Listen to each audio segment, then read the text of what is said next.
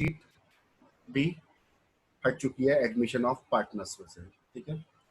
Retirement में जो अगला चैप्टर हम आज स्टार्ट करने वाले हैं उसमें भी एडजस्टमेंट ऑफ कैपिटल हटा दिया गया है, और साथ में जो रिटायरिंग पार्टनर का लोन अकाउंट बनता था पहले वो भी इसमें से हटा दिया गया है, और डेथ में से डिजीज पार्टनर कैपिटल अकाउंट हटाया है और उसका एग्जीक्यूटर अकाउंट बनता था वो इसमें से हटाया गया है। तो ये जस्ट अ टॉपिक है, कोई पूरा चैप्टर किसी ने कोई सा चैप्टर ऐसा नहीं है जो पूरा हटाया हो। एक आपका जो अकाउंटिंग फॉर कंपनीज वाली बुक है उसमें से एक चैप्टर है रिडम्पशन ऑफ डिबेंचर्स, उसके दो मेथड हटाए हैं, लमसम मेथड और ड्रॉज ऑफ लॉट्स। मतलब ये समझ सकते हैं कि अकाउंटिंग वो रिडम्पशन ऑफ डिबेंचर लगभग चैप्टर खत्म हो गया है, अब नहीं आएगा क्योंकि उसके अंदर ये दो ही मेथड थे अब, और ये दोनों के दोनों ही आपके हटा दिए गए, ठीक है। तो ज्यादा सिलेबस कम नहीं हुआ, मुश्किल से 10 एक क्लासेस का सिलेबस कम हुआ है। क्लियर है? मैंने कल को आपको भेज दिया था कि क्या डिलीट हुआ है क्या डिलीट नहीं हुआ, ठीक है।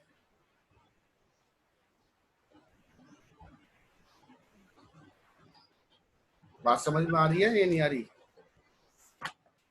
आ रही है सर। अभी सर। तो अब हमने जो एक टॉपिक एक्स्ट्रा पढ़ लिया है वो है कौन सा, एडजस्टमेंट ऑफ कैपिटल एडमिशन का, वो आपको नहीं करना, ठीक है। आज हमें पर चैप्टर नंबर 6 स्टार्ट करना है, रिटायरमेंट।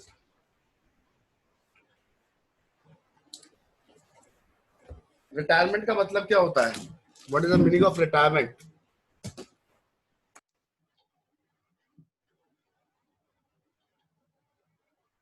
रिटायरमेंट अपना काम बंद करके घर पे बैठ जाना, अब काम कर बंद करके घर पे बैठ जाना, क्या बात है भाई।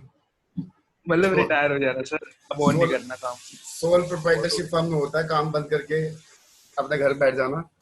अगर कोई अकेला बंदा नहीं, होगा अपना एक स्पेसिफिक पीरियड के टाइम मतलब काम करने के बाद फिर बैठ जाना, मतलब एक पर्टिकुलर एज तक काम करने के बाद अपने घर फिर छोड़ देना जॉब। अगर कोई पार्टनर, ऐसा नहीं है कि जब एक पर्टिकुलर एज पे ही होगा, क्या पता आपने किसी के साथ पार्टनरशिप करी, आपने कुछ टाइम काम किया, आपको अच्छा नहीं लगा उसके साथ काम करना, तो आप क्या करोगे, वहां से रिटायरमेंट ले लोगे। रिटायरमेंट का मतलब ये थोड़ा ना 60 की एज हो जाएगी तभी रिटायर होगा बंदा उससे पहले भी रिटायर हो सकता है। तो रिटायरमेंट का मतलब क्या होता है कि अगर आपका कोई पार्टनर, पार्टनरशिप फर्म में से कोई पार्टनर मना कर दे कि मैं कंटिन्यू नहीं कर सकता आप लोगों के साथ और मैं अपना फर्म से रिटायरमेंट लेना चाहता हूँ, फर्म से जाना चाहता हूँ फर्म को छोड़ के, तो उस केस में उसको बोलते हैं हम रिटायरमेंट। क्या बोलते हैं? रिटायरमेंट, ठीक है। अब वो क्या होगा, अगर वो रिटायरमेंट ले लेगा तो वो फर्म के अंदर पार्टनर नहीं रहेगा, ठीक है। लेकिन फर्म क्या होगी, फर्म कंटिन्यू करेगी या नहीं करेगी? सर फर्म कंटिन्यू करेगी, पार्टनरशिप नहीं करेगी। पार्टनरशिप में चेंज आ जाएगा, जो पार्टनर रह जाएंगे वो अपने पार्टनरशिप फर्म को कंटिन्यू करेंगे और जो रिटायर हो गया वो पार्टनर नहीं रहेगा, ठीक है। अच्छा, एक पार्टनर फर्म में से रिटायर का कैसे कैसे हो सकता है? या तो आपने पार्टनरशिप डीड में लिखा हो कि एज फैक्टर दे रखा हो कि इस एज पे आके है ना रिटायर हो जाएंगे, या कुछ भी आपने अगर पार्टनरशिप डीड के अंदर लिख रखा है तो उस डीड के अकॉर्डिंग अगर वो इंस्टेंस हो जाता है तब वो पार्टनर क्या हो जाएगा, फर्म से रिटायर हो जाएगा, ठीक है। या फिर सारे के सारे पार्टनर किसी एक पार्टनर को रिटायर करना चाहते हो, सबकी एग्रीमेंट यही हो कि भाई अब इस पार्टनर को रिटायर कर दें, तब भी पार्टनर फर्म से रिटायर हो सकता है।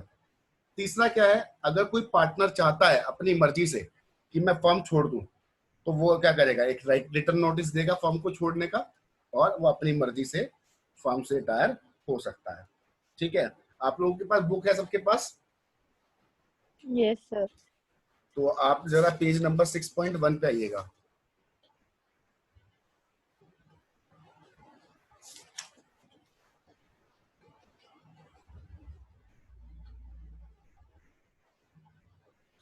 निकाल लिया?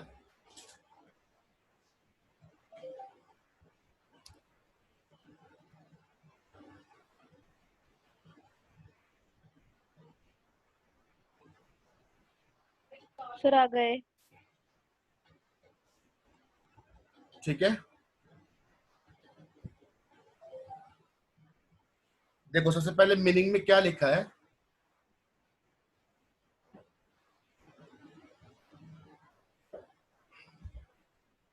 Retirement of partner means the retiring partner ceases to be a partner। कहते हैं retirement of partner means the retiring partner ceases to be a partner of the firm but the firm continues। कि retirement का मतलब क्या है कि partner की जो पार्टनरशिप थी वो सीज हो गई, मतलब उस पार्टनर वो अब पार्टनर नहीं रहा, लेकिन फर्म चलती रहेगी। It means the firm continues its business with the remaining और continuing partner in accordance with new और चेंज्ड पार्टनरशिप डीड। जो बाकी बचे हुए पार्टनर हैं वो फर्म को चलाते रहेंगे, कंटिन्यू करेंगे।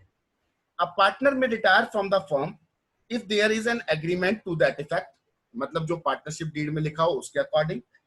If all the partner agree to his retirement, अगर सारे पार्टनर चाहते हो कि उसको रिटायर कर दिया जाए तो भी रिटायर हो सकता है। If a partnership is at will by giving a written notice to the remaining partner of his decision to retire। अगर कोई पार्टनर चाहता है, अपनी विल पे चाहता है और वो रिटन नोटिस देके जाना चाहता है तो वो जा सकता है। Retirement of partner means reconstitution of the firm.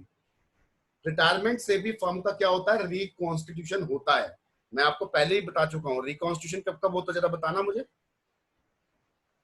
Admission, retirement solution, हाँ, डेथ, हाँ, डिसोल्यूशन ऑफ पार्टनरशिप। डिसोल्यूशन से कभी भी पार्टनरशिप में रिकॉन्स्टिट्यूशन नहीं होता है। This is not reconstitution, dissolution नहीं होता। Amalgamation, change in profit sharing ratio, ठीक है। जब चैप्टर नंबर 4 करवाया था तो वहां पर लिखवाया था ना मैंने। हाँ यस जी सर। हाँ, तो और रिकॉन्स्टिट्यूशन का मतलब क्या होता है कि पुराने एग्रीमेंट क्या होते हैं, खत्म हो जाते हैं और नए एग्रीमेंट उसकी जगह पे आ जाते हैं, है ना। हाँ। अब इसके अंदर एक टॉपिक दे रखा है लायबिलिटी ऑफ रिटायरिंग पार्टनर। यहां से एक नंबर का क्वेश्चन ला लेते हैं, जब देखिएगा। Liability of a retiring partner, liability for the acts before retirement, retirement से पहले की liability. A retiring partner remains liable for all the acts of the firm up to the date of his retirement. जो भी उसने काम किया है उसके लिए वो रिस्पॉन्सिबल है, लायबल है, जब तक वो रिटायरमेंट, जिस डेट तक उसने काम किया, जिस डेट पे उसने रिटायरमेंट लिए, तब तक के लिए वो लायबल है। However retiring partner may be discharge from his liability by an agreement between himself, third party and the continuing partner. अपनी लायबिलिटी को वो डिस्चार्ज कर सकता है, अपनी लायबिलिटी को वो खत्म कर सकता है। किसके साथ एग्रीमेंट करके, जिसके लिए वो लायबल है, थर्ड पार्टी के लिए या दूसरे जो कंटिन्यूइंग पार्टनर है उनसे एक एग्रीमेंट करके कि भाई अब मेरी कोई लायबिलिटी नहीं है, आप इन लायबिलिटीज को खुद संभालें, ठीक है। एग्रीमेंट करने के बाद वो अपनी लायबिलिटी से छुटकारा ले सकता है। लेकिन अगर वो छुटकारा नहीं लेता है, अगर वो सबको नहीं बोलता है कि भाई मैं अब लायबल नहीं हूं, एग्रीमेंट नहीं करता है, तो वो रिमेन्स लायबल रहेगा अपनी उन लायबिलिटीज के लिए जो उसके ऊपर रिटायरमेंट से पहले की है। क्लियर हुई बात? समझिए सर। ठीक है। Retiring partner remains liable for all the acts of the firm up to the date of his retirement. जिस रिटायरमेंट तक की डेट तक जो भी उसने काम किया है उसके लिए वो लायबल है। हाउएवर अ रिटायरिंग पार्टनर में may be discharged from his liability by an agreement between himself, third party and the continuing partner। ठीक है।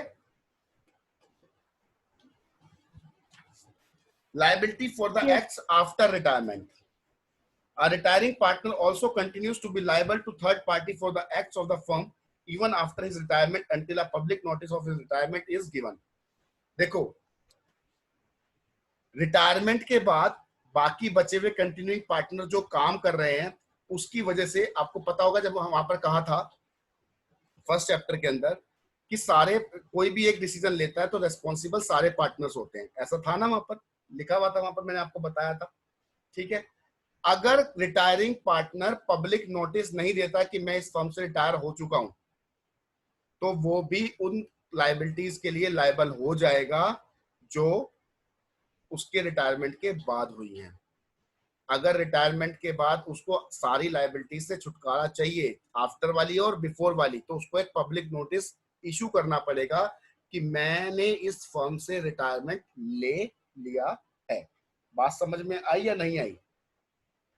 आ गई। ठीक है, आ गई सर। अब बात करते हैं इस चैप्टर में हमने पढ़ना क्या है। ठीक है, इस चैप्टर में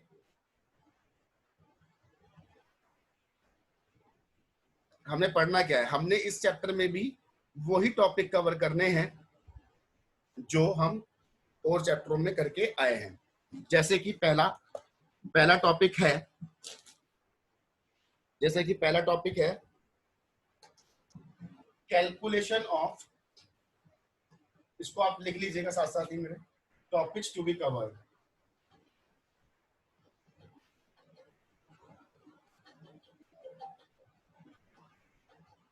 फर्स्ट है calculation of new profit sharing ratio,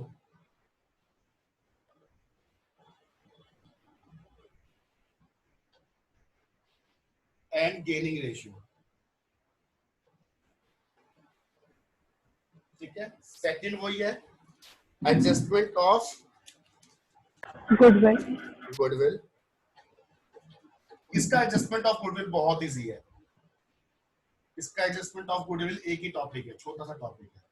retirement is easy than admission. Adjustment of assets and reserves, reserve, accumulated profits, losses, and DRE, deferred revenue expenditure. फिर revaluation of assets and liabilities। सारे topics आपने पढ़े हुए हैं ये। ठीक है, sir paper में रिटायरमेंट की तो बैलेंस शीट आ सकती है, एडमिशन की हाँ। तरफ से दुनिया आएगी। जी बिल्कुल आ सकती है, बिल्कुल आ सकती है, और आएगी बेटा। वो ना थोड़ा थोड़ा आपको बेवकूफ बनाया गया है। देखो उन्होंने कहा डेथ की ना वो उसका कैपिटल अकाउंट नहीं बनाना उसका डिजीज पार्टनर का, लेकिन उन्होंने जनरल एंट्री नहीं हटाई, तो एक तरीके से आपको पढ़ना तो सारा ही पड़ गया। या तो ये कहते कि डेथ आएगा ही नहीं, डेथ में क्या करा, बस कैपिटल अकाउंट छुड़वा दी, जनरल एंट्री से कैपिटल अकाउंट तो कोई भी बना लेगा।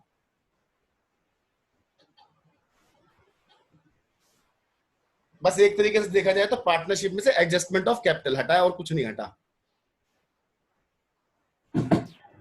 हमने वो तो इतने अच्छे से किया था, वही हट गया। इससे पहले वाला अच्छे से नहीं किया था। नहीं, ये बहुत ज्यादा अच्छे से किया था। चलो अभी बहुत कुछ है अच्छे से करने के लिए। अब मन खराब हो गया। चलो मत करना फिर। कभी कभी तो पढ़ते हैं, उसमें भी ऐसा हो जाता है।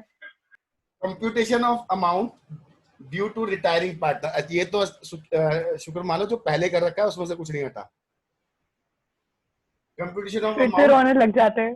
Computation of amount due to retiring partner, कि जो रिटायर हो रहा है पार्टनर उसका कितना अमाउंट बैठता है, ये भी आपको निकालना पड़ेगा। और बस इतना ही है, अब आपको यही करना है। एडजस्टमेंट ऑफ कैपिटल तो है ही नहीं, ये 5 टॉपिक आपको इसमें कवर करने हैं। ठीक है,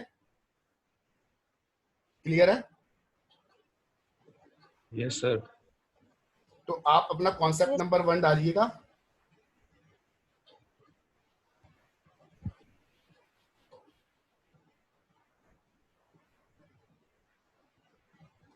calculation of new profit sharing ratio, concept number 1 लिखिएगा, calculation of new profit sharing ratio and gaining ratio. अच्छा, इस चैप्टर में हम गेनिंग रेशियो क्यों निकाल रहे हैं? एडमिशन में तो हम सैक्रिफाइसिंग रेशियो निकालते थे। सर जब कोई क्योंकि जाने से भी है सर, मतलब उन्हें ज्यादा प्रॉफिट का पार्ट ज्यादा मिलेगा ना जो पार्टनर्स बचे हैं। हाँ सही कहता है। घर के अंदर ना घर के अंदर क्या हुआ, आम आए, मैंगोज आए, ठीक है, और एक बंदा चला गया कहीं बाहर घूमने घामने। 3 बंदे में से एक बंदा चला गया, 2 बंदे बांटेंगे आपस में, तो 2 बंदों को फायदा ही होगा ना। जब हाँ कोई जी चला सर। जाता है तब उसका फायदा मिलता है। जब अगर पहले 3 लोगों में प्रॉफिट बढ़ता था अब 2 लोगों में बटेगा तो उसमें क्या होगा, 2 लोग क्या करेंगे, गेन करेंगे, इसलिए इसके अंदर गेनिंग रेशियो निकालो। ठीक है जी, आपने लिख लिया calculation of new profit sharing ratio and gaining ratio, हमारा कॉन्सेप्ट नंबर 1 है ये, लिख लिया। अब इसमें Yes, 2 sir. ही केस हैं, 2 ही केस हैं। आइए पहला केस पढ़ते हैं। Case first, when one partner is retired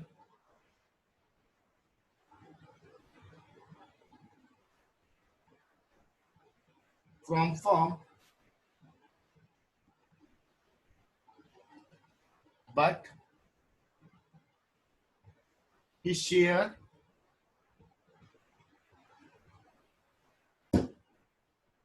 will but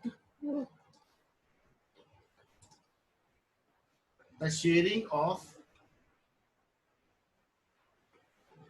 his share to continuing partner is not given।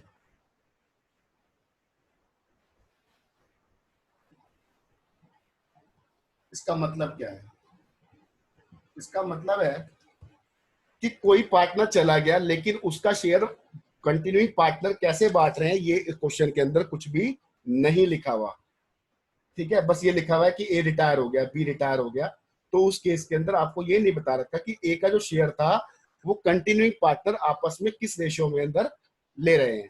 ठीक है, तो उस केस के अंदर आपको न्यू प्रॉफिट शेयरिंग रेशियो कैसे निकालना है वो मैं आपको समझाऊंगा। ठीक है, आप इस वाली हेडिंग को लिख लीजिए।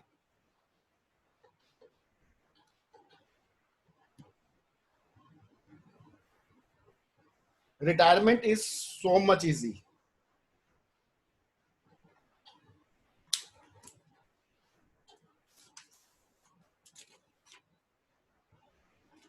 लिख लिया आपने? Yes, sir. आइए यस सर। एग्जाम्पल लिखिएगा मेरे साथ। A B C are partners sharing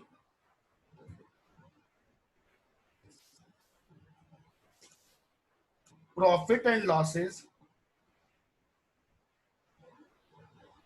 in 3:2:1।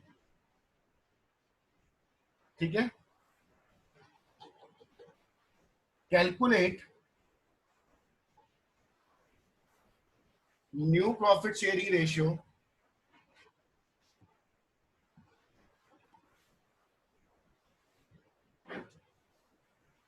When a part लिख रहा हूं मैं, ए रिटायर, बी पार्ट लिख रहा हूं, बी रिटायर, और सी पार्ट लिख रहा हूं, सी रिटायर। इन तीनों केसेस के अंदर आपने निकालना है कि न्यू रेशियो कितना कितना आएगा।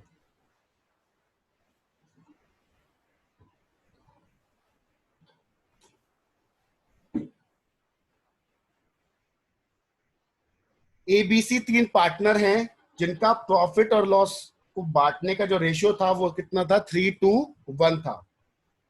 आपने न्यू रेशियो निकालना है जब कौन रिटायर हो रहा हो, ए रिटायर हो रहा हो, बी रिटायर हो रहा हो या सी रिटायर हो रहा हो। अब मुझे बताओ, इस क्वेश्चन के अंदर ये बताया कि ए की रिटायरमेंट पे ए का शेयर बी और सी कितना कितना लेंगे, कहीं लिखा है? नहीं सर। नहीं लिखा। तो आप क्वेश्चन लिख लिया? हाँ। Yes sir. आइए आंसर की बात करते हैं। इससे आसान कुछ हो ही नहीं सकता। ए का आंसर, बी का आंसर और सी का आंसर। सुनो, इनका रेशियो कितना था एबीसी का? 3:1। 3:1। कौन गया सबसे पहले? ए वाले पार्ट में हमने क्या बोला, कौन गया? ए। ए गया, ए को काट दो, नया रेशियो कितना आ गया? 2:1। ठीक है, दूसरे वाले पार्ट में कौन गया? बी गया। तो नया रेशियो कितना आ गया? 3:1। सी वाले पार्ट में कौन गया? सी, नया रेशियो कितना आ गया? 3:2। उसको हटा दो जो चला गया। ठीक है। Yes sir. हाँ अब बताओ इससे भी क्या होगा, रेशियो निकालना ही नहीं है, सामने दिख जाएगा। सर ये तो जादू सा हो रहा है। जादू सा हो रहा है। चलो अभी जादू कुछ दिन चलेगा, लेकिन ये जादू कुछ समय हो क्यों गया, सर? उसके बाद जादू नहीं चल पाएगा ना, उसके बाद कुछ काम करना पड़ेगा, थोड़ा सोचना पड़ेगा, दिमाग भी लगाना पड़ेगा। वैसे पार्टनरशिप बहुत आसान है, बहुत ही आसान है पार्टनरशिप। आइए केस नंबर सेकेंड की बात करते हैं। When continuing partner when continuing partner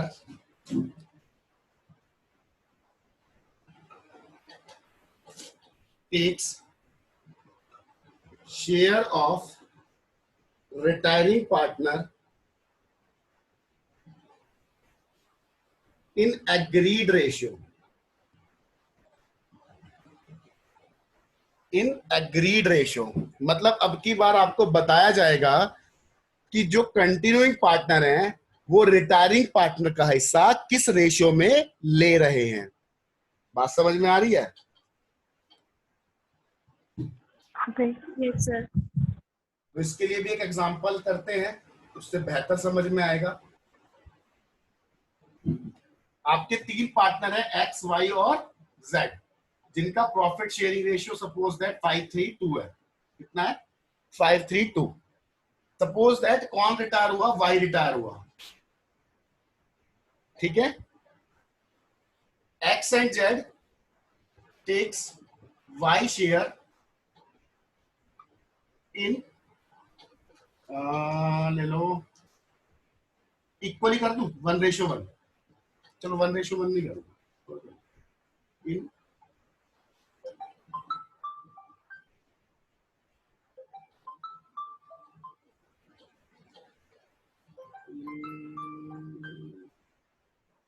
three ratio 2 कर देती हूँ।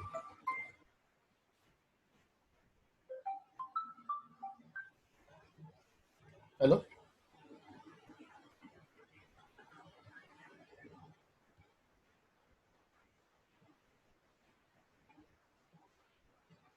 हाँ जी सुनिए, वाई रिटायर हुआ और एक्स और जेड ने वाई का शेयर किस रेशियो में ले लिया? 3:2 में।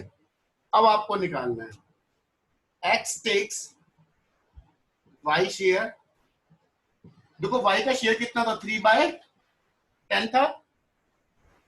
उसको हाँ एक्स किस रेशियो में ले रहा है? 3/, 3/5। तो 9 कितना हो गया? 50। Y takes, sorry Z takes Y share. Z का शेयर कितना था? सॉरी वाई का शेयर कितना था? 3/10। जेड किस में ले रहा है? 2/5, तो 6/50। ठीक है। एक्स को वाई का कितना शेयर मिल रहा है? 9/50। जेड को वाई का कितना शेयर मिल रहा है? 6/50। अब आपको न्यू रेशियो निकालना है एक्स का रेशियो था बेटा 5/10, उसमें कितना और ऐड हो जाएगा? 9/50। जेड का शेयर कितना था? 2/10, उसमें कितना और ऐड हो जाएगा? 6/50। एलसीएम कितना आ गया? 50। 10 5 जा 5 5 जा 25 प्लस 9 34/50। 10 5 जा 5 2 जा 10 प्लस 6 16/50। रेशियो कितनी आ गई? 34 और 16। 2 से काट दीजिए, 2 8 जा 2 7 जा 17:8। कितनी आ गई रेशियो? 17:8। बात समझ में आई या नहीं आई? आ गई सर। आ गई।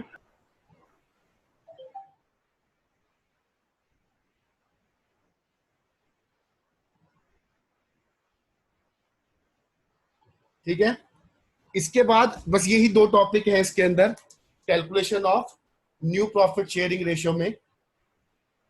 इसके अलावा और कोई टॉपिक नहीं है। ठीक है। अब हम पढ़ेंगे किसको? Gaining ratio. गेनिंग रेशियो तो पता ही है आपको कैसे निकालते हैं, new minus old. New ratio minus old old. Ratio.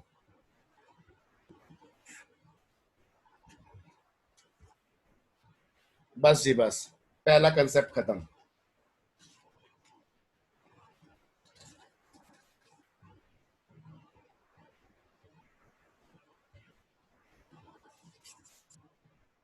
आइए बुक में आइए 6 point.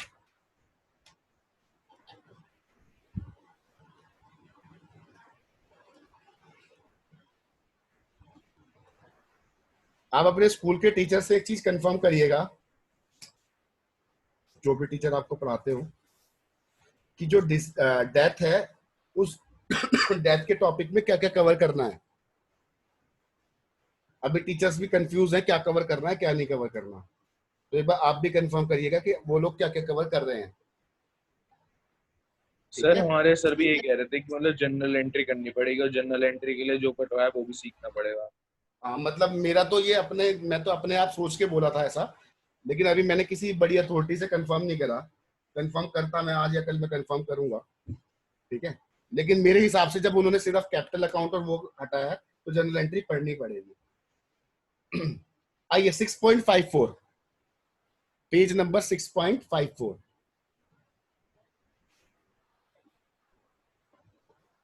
Question number 1,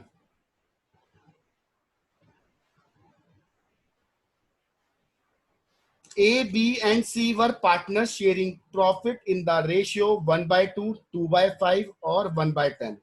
Find the new ratio of the remaining partner if C retire. पहले तो इस रेशियो को कंफर्टेबल में लाओ, 1/2, 2/5 और 1/10। इसका सबका बेस सेम कर दो, 10 कर दो सबका। इसकी मल्टीप्लाई 5 से, इसकी मल्टीप्लाई 2 से, हो जाएगा 5/10, 4/10 और 1/10। तो रेशियो है 5:4:1। ये रेशियो कितनी है? 5:4:1 है। कौन रिटायर हो रहा है?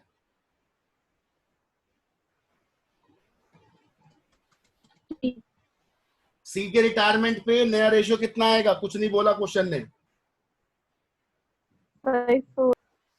5:4। ये वाला क्वेश्चन कर लिया आप लोगों ने? हाँ। Yes sir.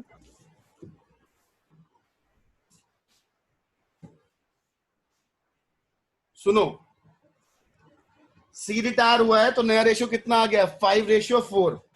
बड़ा इजी है। क्वेश्चन नंबर 2 में कहता है पार्टनर्स का रेशियो है XYZ का 1/2, 3/10 और 1/5। तो इसको कंफर्टेबल जोन में लेके आओ। पहले 5 से मल्टीप्लाई कर दो, इधर 2 से कर दो। 5:3:2। 5, 3 और 2। कौन चला गया? Y चला गया। तो नया रेशियो कितना आ गया? 5:2। ठीक है,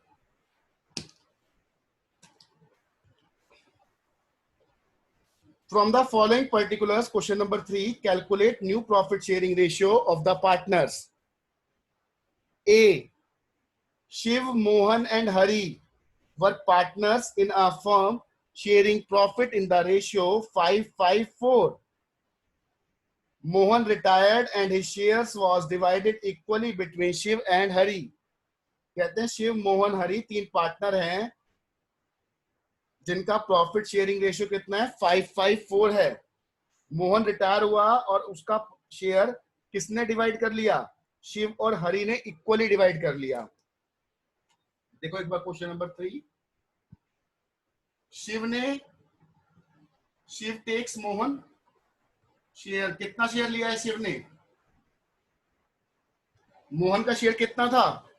5/14 इंटू उसको आधा ले लिया, हाफ, 5/28। कितना ले लिया? 5/28। 28। और हरी जो है, हरी ने शेयर लिया किसका? मोहन का। उसने भी कितना लिया है? आधा ही लिया है, इक्वली लिया है ना, 5/28। ठीक है, अब आपको न्यू रेशियो निकालना है। शिव की बात की जाए, शिव का पहले शेयर कितना था? 5/14 था।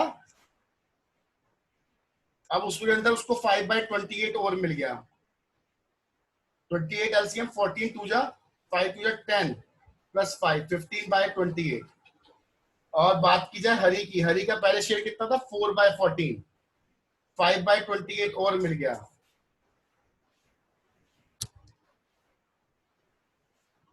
तो 14 टू जा 4 टू जा 8, 13/28। तो 15:13 आ गया, नया रेशियो कितना आ गया 15:13।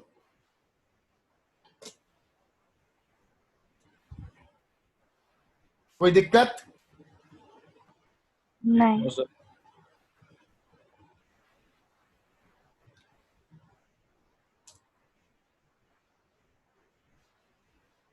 क्वेश्चन नंबर 3 का बी पार्ट देखिए एक बार। पी क्यू आर 3 पार्टनर है जिनका रेशियो है 5:4:1। पी रिटायर हो गया किससे, फर्म से, तो नया रेशियो कितना आ गया क्यू और आर का 4:1। 4:1।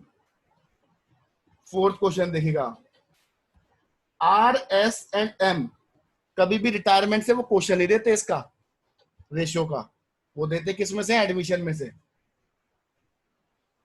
Are S and M are partner sharing profit in the ratio 2/5, 2/5 और 1/5, मतलब 2:1। M decide to retire from the business and is share taken by R and S in the ratio 1:2. Calculate the new profit sharing ratio. बताइए, कर लेंगे? हाँ कर लेंगे। Yes sir कर लेंगे। Question number 5, A, B, C were partners sharing profit in the ratio of 4:3:2. A retires. B and C will share profits in the ratio 2:1. Determine the gaining ratio. आपसे gaining ratio मांगा है। B और सी का new ratio दे रखा है। एक minute, एक बच्चा यहाँ पर नया, उसको गेनिंग रेशियो निकाल के दिखा दूं कैसे निकलता है।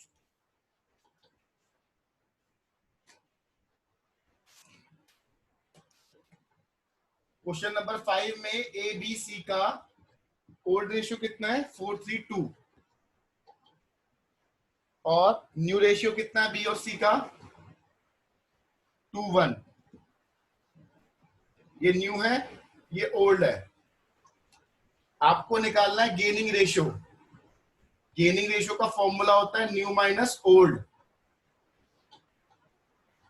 गेनिंग रेशियो किसका निकालना है, बी और सी का, जो बच गए पार्टनर। बी का न्यू कितना है 2/3, ओल्ड कितना था बी का 3/9, 4:3:2 था ना, तो 3 3 9, 3 2 6, 6 माइनस 3, 3/9। सी का 1/3 न्यू है, ओल्ड कितना था 2/9, तो 3 3 9, 3 1 3 माइनस 2, 1/9। तो गेनिंग रेशियो कितना आ गया 3:1। ठीक है, यस सर।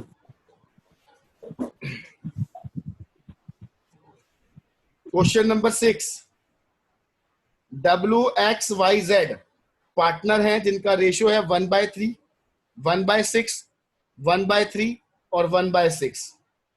Y रिटायर हुआ फर्म से। WX और Z ने डिसाइड किया कि वो फ्यूचर प्रॉफिट किसमें बांटेंगे, इक्वली, मतलब 1:1:1। ठीक है, आपको गेनिंग रेशियो निकालना है। इनका ओल्ड रेशियो कितना है 1/3, 1/6, 1/3 और 1/6। ठीक है, इंटू 2 कर दो इधर भी, इंटू 2 कर दो इधर भी, तो रेशियो कितनी आ गई 2:1:1। मतलब पार्टनर्स की ओल्ड रेशियो कितनी है 2:1:1 और न्यू रेशियो कितनी है 1:1:1। आपको गेनिंग रेशियो निकालना है। निकाल लोगे गेनिंग रेशियो तो? हाँ। बी पार्ट देखते हैं। A B C are partner sharing profit and losses in the ratio 4:3:2। किस रेशियो में डिस्ट्रीब्यूट करते हैं प्रॉफिट को 4:3:2। सी रिटायर हुआ बिजनेस से, ए ले रहा है उसका 4/9 share. Balance is taken by B. बताओ बैलेंस कितना आएगा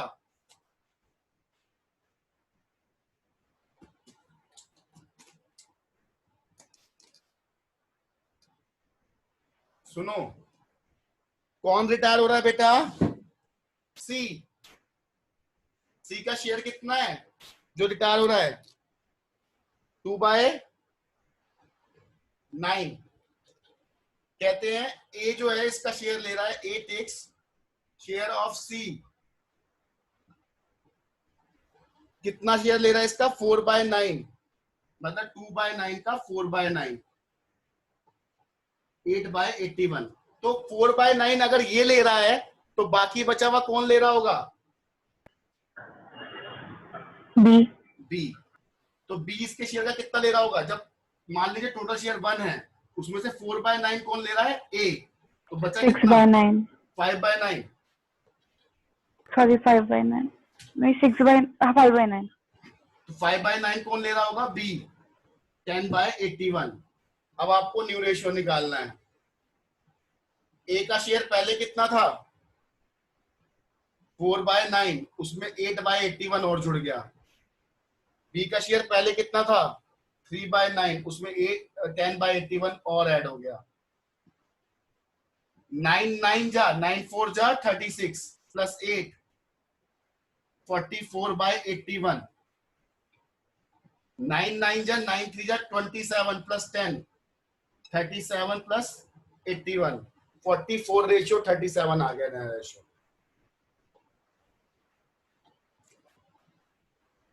ठीक है? ठीक है सर।